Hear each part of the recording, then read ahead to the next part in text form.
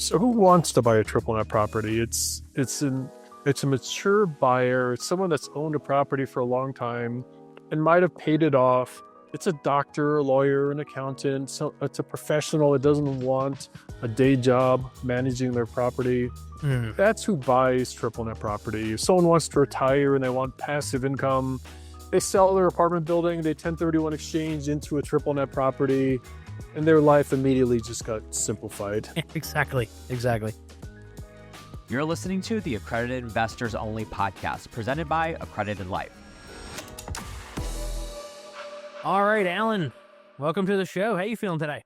Thank you. I feel great. Happy to be on your podcast. I'm happy you could make it and looking forward to this conversation. Let's start with an introduction. Alan, I always like to hear the guests introduce themselves in their own words. So who are you? What are you doing? Why are you here? What's your story? Well, my name's Alan Fruitman. In short, I help people purchase triple net property. That's the short of it. My clients some are investors that are looking for a new place to place their money and get income. Others are doing a 1031 exchange and want to reinvest money from a sale of property. But the one and only thing that I do is help investors purchase triple net property. Gotcha. So when you say help, are you a broker or like how's that work? I'm a broker. My company's called 1031 tax.com. And we do this nationwide. We help clients buy. Our clients are nationwide. Our properties are nationwide. So there's not any one particular market. It's truly a national platform. Okay. Awesome. So, okay, we got that out of the way. Explain to me triple net. What does that mean, for an investor that's never heard a triple net, maybe they've seen the NNN, what does that mean? Let's just talk about that. Well, it depends who you ask, but I'll give you my definition. If someone has a double net lease, they want to call it a triple net. So it sounds... Everybody wants every lease to be called a triple net, right? That's right. So in my world, what I call a triple net lease is everything is paid for and maintained by the tenant. Taxes, insurance, roof, structure, parking lot, electrical, plumbing, foundation, everything from top to bottom, including taxes and insurance. So it's one of the few passive investments under the real estate umbrella where you can own the property yourself and live on a boat in the middle of the ocean, and it makes no difference. Yeah, it's a good point. I mean, outside of like a debt investment, it's like you said, the operations the management is completely on the tenant. And to your point, I feel like sometimes you hear that referred to as like an absolute triple net, right? What percentage of the leases that you see out there being advertised as triple net would you say are absolute? And maybe speak to like the fact that sometimes a triple net, like the landlord might be responsible for like like mechanicals or something like that on the roof or something, or there might be a few things. So let's dive a little deeper so people really understand, what that is and kind of some of the lingo and all that stuff. Sure. What percentage was your question? Probably 60-70% of all of the leases in my world. We only deal with all the national tenants. So when you drive down the street and you see McDonald's and Chase Bank and Chick-fil-A and all the national tenants you see, Dollar General, Home Depot, Lowe's, under that umbrella, probably 60-70% are triple net. And if it's not triple net, you're pretty close on what you mentioned earlier. It's usually roof and structure are the two biggies that are not covered. On my list, we're probably 80-90% what we show, because I'm not a big fan of the double nets. You don't get properly rewarded for the risk and obligations you have. So I try not to sell them. Some clients ask for certain tenants, so we still show them. But the vast majority of what I sell and what I show to my clients are triple net. Just to provide the context to the listener, explain what a double net is, or like a net lease, what that all means. So double net means you're obligated for something. Roof structure are the two biggies, but sometimes it's parking lot, sometimes it's HVAC, landscaping, snow removal. So, for example, Starbucks quality company, but a terrible lease. So most Starbucks will show that their lease is triple net, but if you understand what you're looking at and you know the questions to ask, 95% are not triple net. Some are ground leases, and those ground leases would be triple net. But other than that, it's a perfect example of what a lease that'll be very problematic long term for a landlord. Well, now that you brought up ground leases, explain that. I mean, how common do you see that, and what's the difference between one that is a ground lease versus one that's not? Sure. So, two categories: fee simple, ground lease. Fee simple is like your house. You own the land and you own the building. That's the definition, the short definition for fee simple. A ground lease is different. It says you own the land, the dirt. Your tenant has built, paid for, and owns the physical building on top of your land. So there's pros and there's cons. So let me ramble for a minute. The pro of a ground lease is you're buying the same property. Let's use McDonald's for example. A ground lease McDonald's is probably 60 cents on the dollar relative to a fee simple McDonald's, and same for most other tenants. So you're buying the property for roughly 40% less than you pay if it were fee simple. So there has to be a pro and a con. So the pro of a ground lease is you walk into equity, because when they vacate, they give you the building for free in almost every case. Not every case, but almost every case. So if you get the building for free, and when the tenant vacates, your residual is the same. So the pro is you're buying the property and walking into equity. The con is because you don't own the building, at least not when you buy it, there's nothing to depreciate. So let me take that one step further. My clients that are equity focused prefer ground leases. My clients that are cash flow focused prefer fee simple. Yeah. So they have that depreciation to offset the cash flow they're making. That's correct. One of the other natural questions I feel comes up often is, why would a company do a triple net lease? Okay, so McDonald's or any lease as opposed to owning it themselves. Sure, yeah. So let's go back to McDonald's. Everybody thinks, if you saw the movie and you read the Crockett book, that McDonald's is in the real estate business, not in the burger business.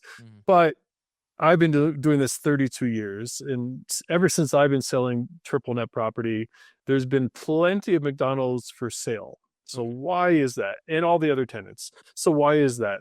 McDonald's makes more money selling hamburgers, and Chipotle makes more money selling their burritos and tacos, and all the tenants usually make more money selling what they do best rather than owning real estate. So rather than get a ownership of real estate, they'd rather allocate that same amount of dollars into opening 3 or 4 more locations where the profit margins are greater.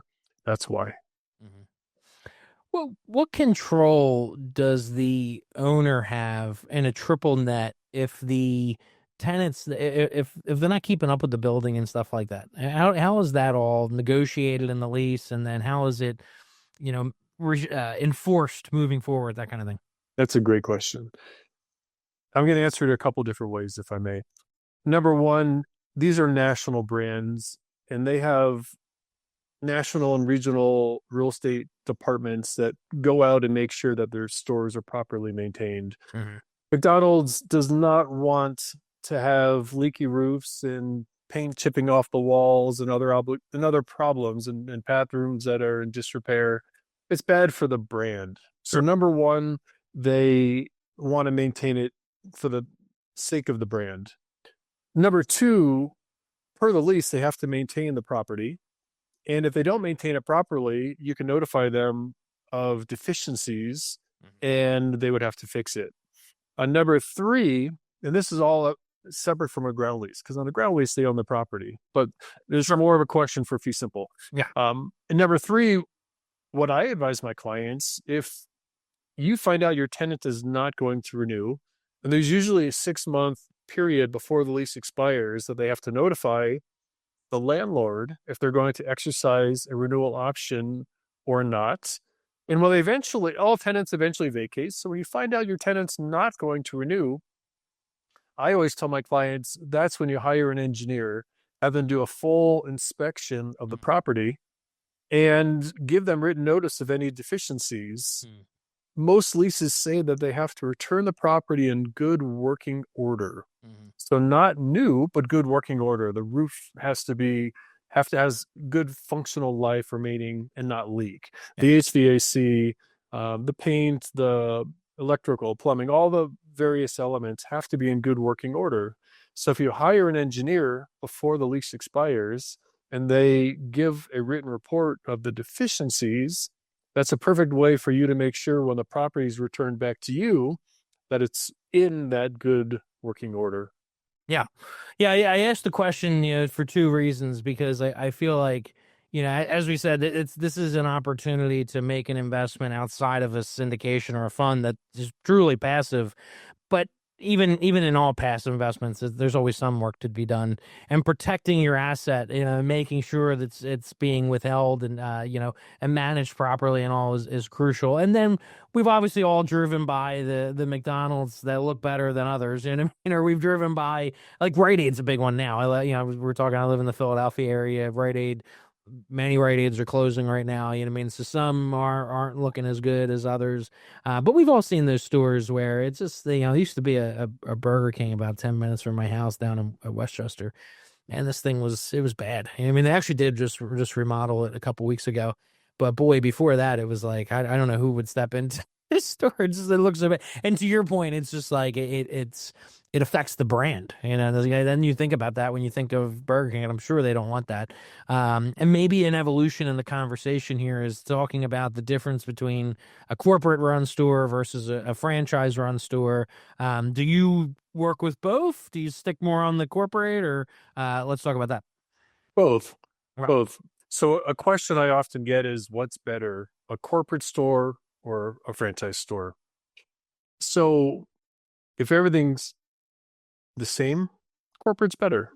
But the question I ask my clients, it's kind of a rhetorical question, is would you rather have a corporate store in an average location or a strong franchise store in a great location? And that'll make you pause and say, wow, what's really important in the equation here? So if you have a corporate store in an average location, first of all, you shouldn't buy an average location, but that's a different conversation. Sure. But if you have a corporate store that's not a great location, what happens when the lease expires? If you have a franchise store and the lease expires, what do? And the answer is location really trumps everything. Yes. So let me give you an example. One of my clients owned a Burger King. And at the end of the lease, the franchisee chose not to exercise a renewal option. So the client called and said, Alan, what do I do? They're not renewing. So I connected them with the local leasing broker. And the local leasing broker, because it was a really strong location, had Chipotle and Starbucks enter a bidding war because they both wanted the property. Yeah. So you went from a franchise Burger King, and it didn't work well for Burger King, and not every tenant does well, even if it's a great location. But at the end of the day, they fulfilled their entire lease, paid rent as scheduled throughout the lease, and the property got better, not worse, when the tenant vacated. Yeah. Let me take that one step further. So it was a 20-year lease. So 20 years later, when the lease came due, you had, let's pretend it was 20 years from now. So 2005. So in 2025, this was a few years ago, but for easy example, in 2025, rent is significantly greater than it was in 2005, 20 years later. So if you buy a property in a great location, presumably it's going to get better and better over time.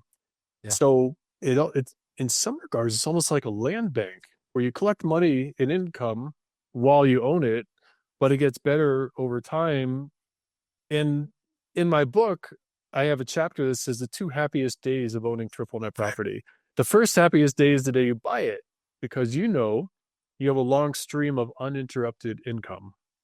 And the second happiest day is the day your tenant vacates. Sounds counterintuitive, but when your tenant vacates, now you can get a brand new lease at 2025, or if you get a property today, they're there for 20 years, 30 or 40 years.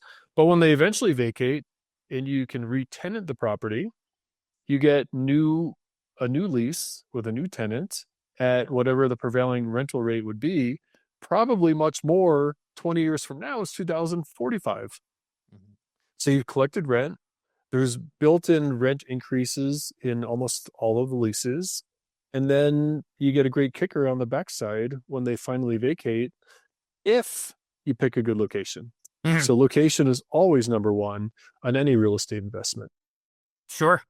That's yeah, I was going to mention that, I would make sure the listener understands that typically these leases have a built-in increases. Now that can vary, right? I mean, some of them are annual, some of them might be every few years. I mean, some of them might be 1%, 2%. Like the number can vary.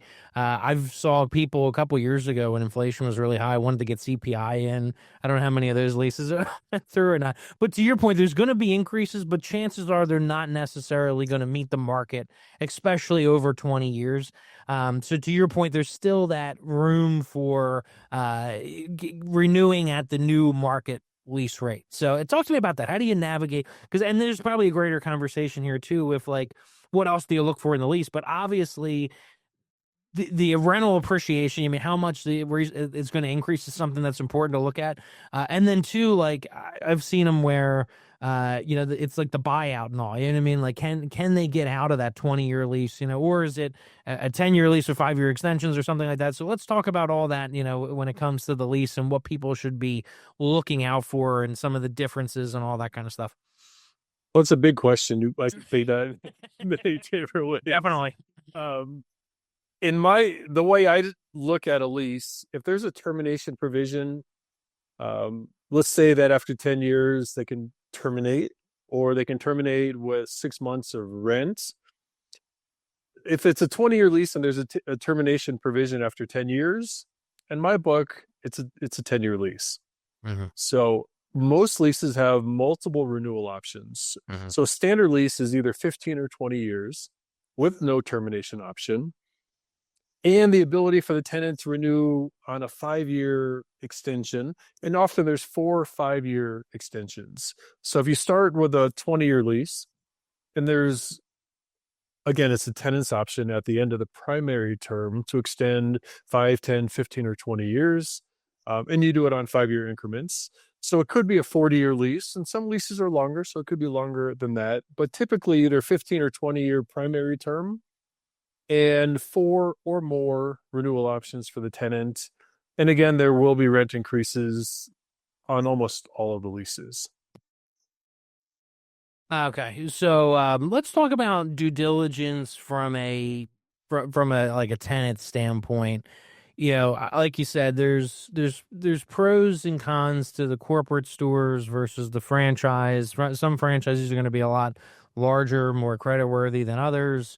How do you navigate that space? What's the recommendations look like? When people are going down that path on what to choose, that kind of thing. Well, if it's a corporate store, some corporations are public and some are private. If it's public, your job is easier. You can look at the stock, you can look at the PE ratio, you can look at the trend. What's the market cap today? What was it 1, 2, 5, 10 years ago? Is a company doing well? Are they increasing in value or decreasing? So that makes it easier. Other companies, Chick-fil-A, for example, is a private company, highly respected, but it's a private company and they don't provide financials. So some of it, you have to make best judgments. If it's a franchise, we can often get financials. We can get financials of the individual location. We can get gross sales for the individual location, and we can often get financials for the tenant and that corporate entity that guarantees the lease. Gotcha. Okay. And now talk to me about how these are priced. They're trading off the cap rates, right, based on the income. I'm assuming when you're buying something that was maybe newly developed or has a new tenant in it, and you're at the front end of that 20-year lease or whatever it may be, versus when you're coming at the back end of it, the cap rate's going to vary greatly. It's going to be a lot lower on the newer stuff, higher on the other stuff. What do you tend to work with a combination of both? And I mean, I'm assuming investors that are looking more from a larger value add perspective tend to want to come in towards the end of the lease, whereas somebody else who just wants to park cash and make a solid return, kind of away from the market and a bank account, that kind of thing, would want to go more towards the beginning of the lease. How do you navigate that and talk to that with clients? Well, that was really well said how you posed that. I've spent time in commercial brokerage, so that's Most people don't understand that. That was good. There's really two pools of buyers. There's the buyer that wants to have a property the long-term lease. We'll call them the passive investors. And then there's a pool of buyers that want the short-term lease. They're more opportunistic. Yeah. And they want to find the one where they can add value. And back to that Burger King example from earlier, most of my clients are the long-term passive investors that prefer the long-term lease. So your question is, how is it valued? Mm-hmm. And I would tell you there's really three ways to understand why a cap rate is what it is. And the cap rate is a direct correlation to the value. So number one is location. The better the location, the lower the cap rate. The less quality location, the higher the cap rate. That's one. Yeah. Number two is strength of tenant. The stronger the tenant, the lower the cap rate. The weaker the tenant, the higher the cap rate. Very similar to a corporate bond. If you have a grade A corporate bond, and a lot of these are A credit, Standard & Poor companies that guarantee these leases. So if you have an A McDonald's again, if you have a McDonald's credit backing your lease, lower bond rate, lower rate of return. Same for the cap rate. If it's Joe's Burger Shack, Joe doesn't have very good credit, so you'd have to offer much higher cap rate or rate of return to induce a buyer to want to invest in Joe's Burger Shack instead of McDonald's. And number three is length of lease, which you touched on in your question. Usually the longer the lease, the greater the more demand there is in the property, and therefore the lower the cap rate. But as the lease gets short and the opportunistic people come in, sometimes they'll buy a low cap rate property if the rent is much lower than market rent. So there's not a cut and dry long lease, low cap rate, short lease, high cap rate. It's not nearly that simple. What about interest rates? How does interest rates affect that market? Because a couple of years, like after COVID, when cap rates were really compressed in that space, I mean, unless you were buying cash, it just wasn't making sense. I mean, there was Wawa's and Chick-fil-A's and some of those really grade A corporate tenants that were trading in like the threes. I mean, maybe even high twos. I mean, just absolutely insane, because people had cash, or funds that had cash, families that had cash, overseas investors had cash that they just wanted to plan into a hard asset. How does interest rates affect the space as well? There's a direct correlation for all real estate between interest rate and cap rate. As interest rates rise in general, cap rates rise, and vice versa. Whether it's an apartment building, shopping center, office, industrial, there's a direct correlation. That correlation comes into the triple net market similarly, but a little different. Here's why. There's a lot, probably 90, this is going to sound weird, but 90% of my transactions are all cash. I was going to ask you, because usually, because you said you were focusing on those early ones, and that's what I'm used to seeing is, because the cap rates are what they're going to, and maybe I haven't been active in that space in a few years, but some of those Wawa's and Chick-fil-A's were in the 3 to 4 range. Like, it'd be rare to see something higher than in the mid 4s or 5. 5 would be kind of rare. Is that still where that's at about with those like where you're coming in on new almost entire leases left? I would say between 4 and 7% is the range where most properties are priced and where they sell. Okay. Between 4 and 7%. Gotcha. Okay. With the interest rates where they're at now, cash just makes a lot more sense. You don't have any negative leverage issues or anything like that. It does. Let me backtrack a moment, if I may. And the question is, why are most of these transactions cash? Mhm. So the reason why is it's really mature money that wants to buy triple net property. If you're young, aggressive, you want to turn a piece of coal into a diamond and add value. You buy a old shopping center apartment building and you renovate and you give it a facelift and you put new kitchens and paint and carpet and want to add value. Mm-hmm. That's not the buyer that wants to buy a triple net property. Yeah. So who wants to buy a triple net property? It's a mature buyer. It's someone that's owned a property for a long time and might have paid it off. It's a doctor, a lawyer, an accountant. So it's a professional that doesn't want a day job managing their property. Mm. That's who buys triple net property. If someone wants to retire and they want passive income, they sell their apartment building, they 1031 exchange into a triple net property, and their life immediately just got simplified. Exactly. That's a great explanation and kind of paints the mental image of who the buyer is, that kind of thing. And just to complete the thought, there's less volatility in the triple net world because there's much less leverage. So when you have a balloon on your commercial mortgage and you have a capital call, you might see distressed sales in the apartment world and the shopping center world. Very seldom do we see distressed properties in the triple net world. Mm-hmm. For that reason. Yeah. It's so the leverage is so much lower in this arena. That makes sense. And a lot of people call it safe haven of real estate for that reason. Sure. No, I agree with that term without a doubt. And your definition of who the typical buyer is for that kind of stuff. Talk to me about the book. You mentioned the book, and let's dive a little bit deeper into that for who that is for. And if you read the book, what should you come away with it? What are you going to learn? All that kind of stuff. So here's what the book looks like. It's called the NNN Triple Net Property Book, and it will teach. If you're brand new at triple net property, you'll learn a ton. It's a short book. It'll take 2 hours to read the whole book, but you're going to be more knowledgeable than most experienced investors after 2 hours. You're going to understand what makes one property different from another. It'll explain, we touched on it, but a ground lease versus triple net property, why location matters, explains 1031 exchange, it's kind of the who, what, where, why, when, and do's and don't do's about triple net property. Gotcha. And you mentioned you had a newsletter that people, it sounds like you can sign up and you could start to look at these types of deals, which that's how you learn, right? It's by looking at them, because there's another point that we've kind of touched upon, but we didn't specifically say it.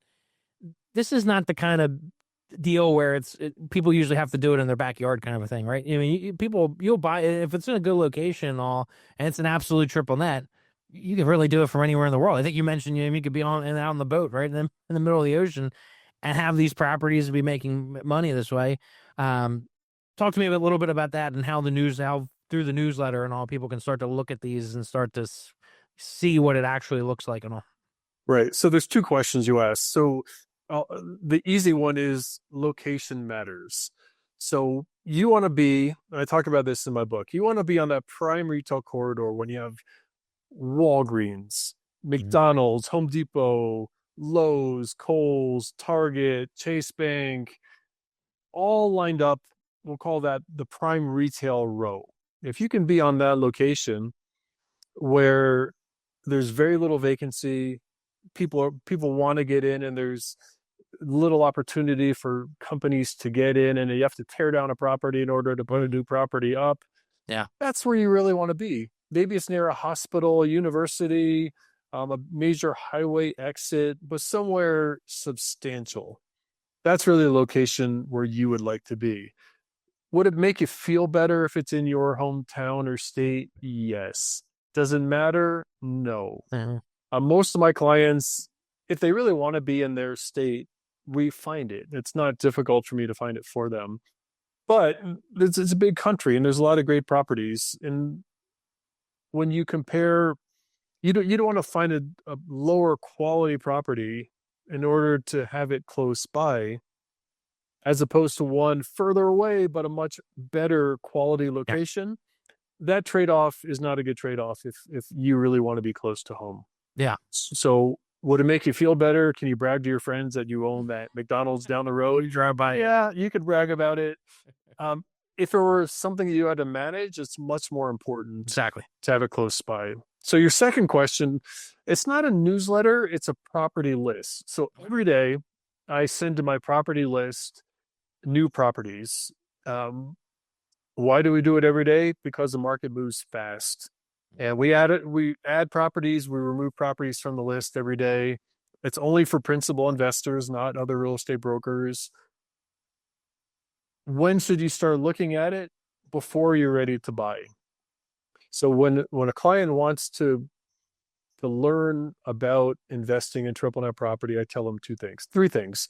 Number one, read my book. Number two, get on my property email list and review it every day. It'll take you just a few minutes. There's a full PDF brochure for every property. So the more properties you analyze and look at, the more it'll make sense. Mhm. And when it makes sense, when it comes down to when you're ready to make an investment decision, then you'll be much more prepared. And the third thing is call me. I'm very available. So when you're ready to buy, you're not picking off a menu. I'll work with you to help you understand your options, what makes one property better than another, and we'll work together to figure out what's the best property for you. Gotcha. Yeah. That's, I'm sure, a very important part of the whole transaction. You know, like you said, kind of understanding what your goals are, what your comfort level is, all that kind of stuff. And then having somebody like yourself to work with to kind of make sure whatever it is you're doing, you know, fits into that. What's the traffic metric where what was it, D something, DDT or something like that, or VPD, vehicles per day. That's always a big one, right? You want to see that number pretty solid, right? Right. So when you look at a brochure, you're going to usually see demographics. You'll see aerial photos. You'll see that retail corridor and who your neighbors are. You'll see what the traffic counts are. These are all metrics that we use, and we try not to look at any one. Some people say, I want to have X number of people or greater within a 1, 3, or 5 mile population. But there's exceptions to every rule. So we look at more holistically. We look at a lot of different angles. Demographics are one of the many angles and criteria that we use. Nice. I like that. Yeah. I like the holistic approach. Like you said, there's always intricacies to each one. And if you kind of set yourself too much of a box, it makes it harder. And you don't benefit sometimes from some of the other aspects of what could be done. Well, Alan, this has been a great conversation, a conversation that I absolutely love. I love the triple net side of the business. And I think, to your point, it's very powerful and maybe not talked about enough. You know, I mean, it depends on what circles you're running, you know, that you'll see a lot of it. But I think for my audience, you know, and accredited investors, they get so stuck on syndications and funds and things like that. And then they maybe don't realize triple nets and what the opportunity provides and diversification that it provides and all that kind of stuff. So wonderful conversation. Really appreciate you taking the time. For somebody that wants to pick up the book, they want to get on your email list there and just learn more. How can they do that? You can buy my book on Amazon. I have to make a profit, so I made a 1 penny profit. So it's I think it's $4.07 shipped, including shipping to you on Amazon. So it's inexpensive. You can call me. I'm happy to send one to you. Or you can go to my website, 1031tax.com, and you can download a free PDF of the book. Cool. Awesome. Perfect. Well, and we'll put it in the description and stuff like that as well. Alan, I can't thank you enough. Really appreciate your time. Amazing conversation. Love what you're doing. Appreciate you being here with me. Well, it's an honor to be on your podcast, and I thank you. Let me give my phone number before we go, if I may. Okay. Yeah, please do. If anybody wants to call and chat and learn more, my phone number 1-800-454-0015. Go to 1031tax.com. And I appreciate the opportunity to work with you. Awesome. Thank you, Alan, and the team. Will put that into the description as well. So, great conversation. Thank you, Alan. Pleasure speaking with you. Thank you.